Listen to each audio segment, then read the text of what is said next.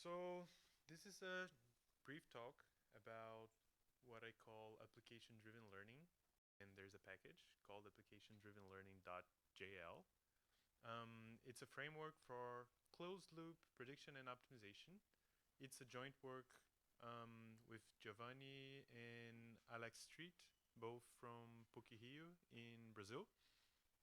And the software is already open. This is kind of a follow-up into the paper that laid down the theory, which is over there in the screen. And with that, we can start. Um, One of my motivations to do this type of work was there's a bunch of problems in which you see asymmetric costs playing around. And then you want to do forecasting, but the cost of your decisions are asymmetric. So in this example, there's somebody doing parkour and they want to jump from one place to the other. And two things might happen. You can use a lot of your energy to jump. You'll be wasting energy, so maybe you do 20% less, fewer jumps later. Or you can try to save a lot of energy, and if you don't jump far enough, you will fall and you might get injured. So there's this different trade-off in which if you make mistakes from one side, you don't lose much, but if you make the other side, you lose a lot. And this happens in other applications. This is another one that I like. Maybe there will be a few rainy days in this week here in Auckland. Maybe we can check who applies this type of algorithm. Um, so if you have a rainy day, you can take a decision of whether to take your umbrella or not. If you're taking an umbrella, it's an extra weight on your backpack. You'll be carrying that for the entire day and maybe saying, damn, why did I keep bringing my umbrella to sunny days? However, if it's raining, you'll be like, oh, I have an umbrella. And everybody want to join you in your umbrella. And the good side is that, well, you won't be wet, less chance of getting a cold or something like that.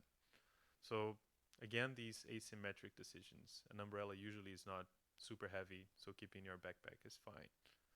While not getting wet might be a great outcome. Um, okay, with these two motivations, I want to talk a little bit more about the framework. So I have this figure over there, which I'll go through that with you in some detail. And down there, if you're interested in some power system applications, it will be bridging both of them so you can try to understand what's happening.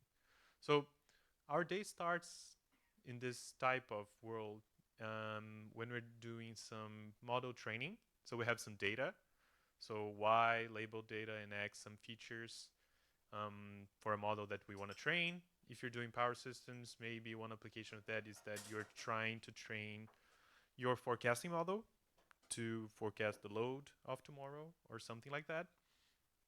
And then once you train that model, you come up with a theta, which is kind of the set of parameters of that model that you try to optimize. Then some features appear, the X vector over there, and then you have to do forecasting.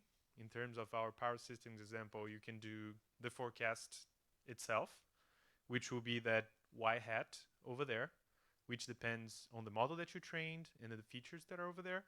This is fairly standard. People frequently train those models with mean square errors or things like that. And then you have this sort of policy planning step in which you plan your whatever you're doing. In the power systems case, you be planning your power system operation, which plants you're turning on or off or something like that. And I'm calling this, the result of that, this Z star. That depends on the forecast, that depends on the features and the model that you trained. And finally, you do the cost assessment. Things happen, uncertainties are realized, and then you see an actual cost to what is happening over there. And that's what I'm calling the G over there. That depends on the decision, that depends on a bunch of things, and the realization of Y itself. Well, in the next slide, it's probably kind of obvious because I'm saying, well, this is the framework that people use for a bunch of different processes. And this is an open loop model. So this is kind of calling us to close that loop and figure out how we can do that and how that can improve our modeling. Before going into algorithms to close that loop, so feed the training model with that information from the actual application. So we are doing forecasting, and our loss function, instead of it making sure we get the most correct forecast possible, we're trying to get the best forecast for that application that we are. So that's why application-driven learning. The math, let me go through that with you in this sort of bilevel formulation over there. In this bilevel formulation, we want to obtain the parameters of a forecasting model, which is this theta. So that's the solution that we want to get. And this is the solution of an optimization problem. There's a forecast over there. Y is constrained to be, well, the output of a forecasting model that depends on the theta. That is a decision variable that we have. And Y goes into that planning model down there, which outputs a solution saying what you should be doing. So that's why it's a bilevel model, because you use your forecast inside an optimization model, which is telling you what are you doing with that forecast. And finally, you take that planning that you got, the Z star, whatever you plan to do, you take your umbrella, you're not, you turn off your thermal plans or you don't, you jump far or you don't jump as far. And then you evaluate that decision. Given the actuals, the Y over there doesn't have a hat, so that's the actual thing that happened. And that depends on what you planned. There's some nice theory that you can do. I won't go into that because this is a short talk, but you can read more details, and this thing kind of converges if you follow some assumptions. There are a bunch, but nothing too crazy. And now we can talk about solution methods. Well, because we had a bilevel optimization problem, maybe the first thing that you think about is, let's reformulate that bilevel optimization problem as a single level optimization problem.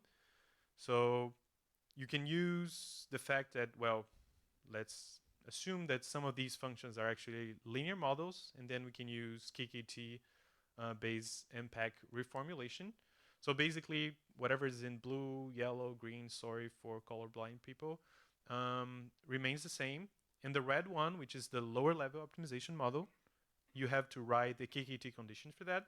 So you have that messy thing over there. And you can send that to a solver, which can be either a mixed integer programming solver or a nonlinear programming solver that can handle this type of thing. And then you can get a solution for that.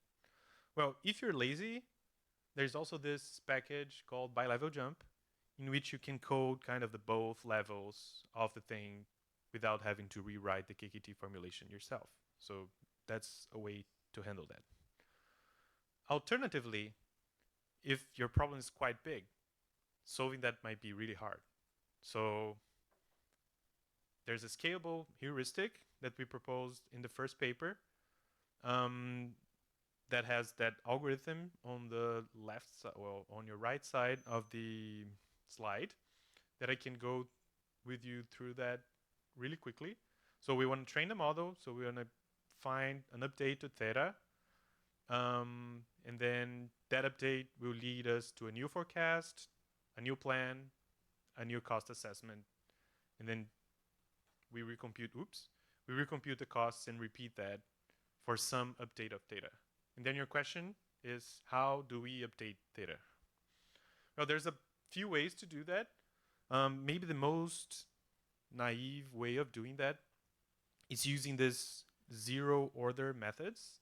One of them is called tailor-made, so you can just put your code just like I showed, and this higher level algorithm will just choose new thetas and you guide you to a solution path, so you can get some local solution for that.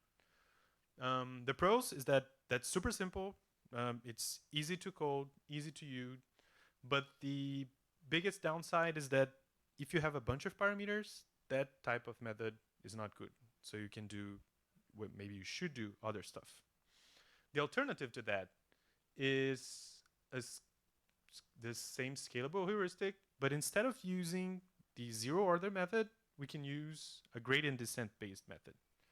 And for this part, we have that cost function that nests everything that we did. So cost C depends on the Z, which is the plan, depends on the big psi, which is the forecast, and depends on the theta, which is whatever we are trying to optimize. And then we want to come up with the gradient for that cost with respect to theta, so we get a descent direction for our algorithm.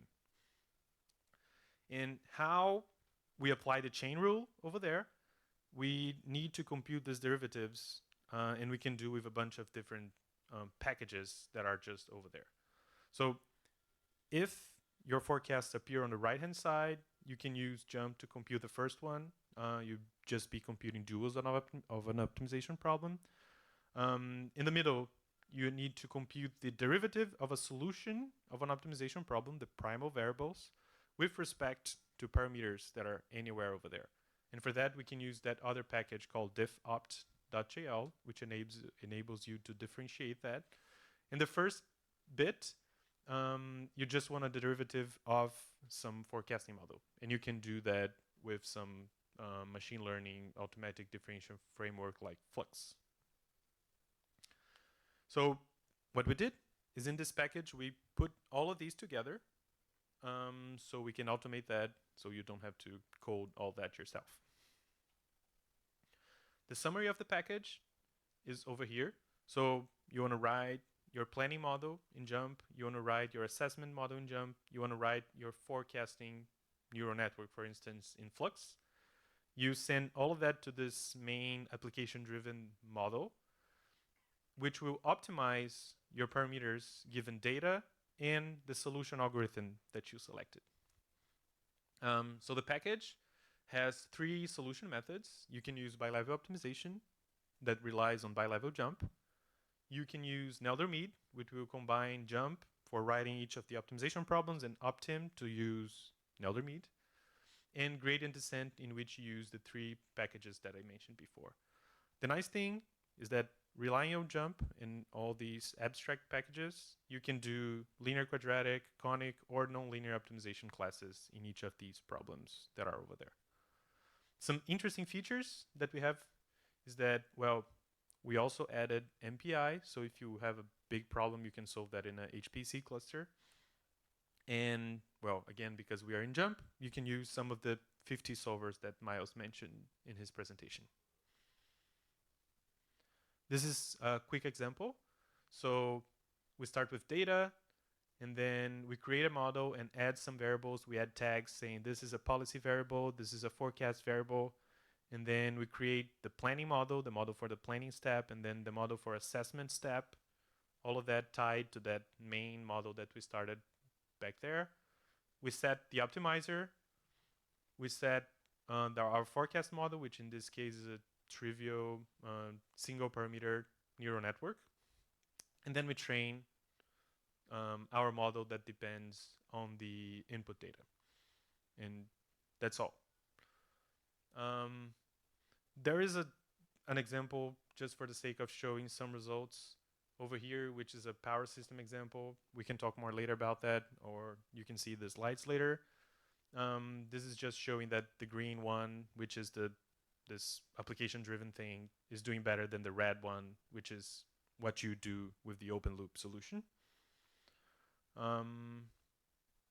This other slide is quite nice. You see in the histogram over there, again, the green is this application-driven thing, while the red is the standard thing. You can see that the red has kind of a zero mean errors. These are the forecasting errors. So as you expect from a mean square optimization forecasting thing, that is unbiased, usually. While the green thing is your application-driven forecast, that's usually biased because your costs are asymmetric. And this model is trying to capture that in more detail possible, most detail possible. And finally, this is application to power systems. Here in the first column, I have kind of the size of the power system, which is the number of interconnected buses. If you don't know power systems, you can just think it's an optimization problem on a graph. And this is the number of nodes in that graph, so it gets more challenging with more nodes. And the second column is what is the cost of your out-of-sample analysis for this thing if you're doing forecast with least squares minimization. And that's that. And then there are three columns: MPI, tailor-made, MPI gradient descent, and plain gradient descent. And with that, I just want to show that, yeah, tailor-made kind of gets stuck around 200 buses. It cannot solve problems anymore. Pure gradient cannot go beyond 1,000, and doing MPI with the gradient can get you further solving the problems. And also the solutions are almost always better when you're doing together MPI and gradient descent. Finally, there's a package for that. Easy to use, hopefully. A friendly interface, a bunch of available solvers thanks to JuMP, and it's ready for HPC because if you have a cluster, you can just use the MPI-based methods. The method is really nice because it outperformed the open loop version, and the forecasts, well, we saw in the experiment that they are biased due to the cost functions. And finally, it works on large-scale systems, so it can be used in practice. That's what kind of the examples show. And that's it. Thanks for listening.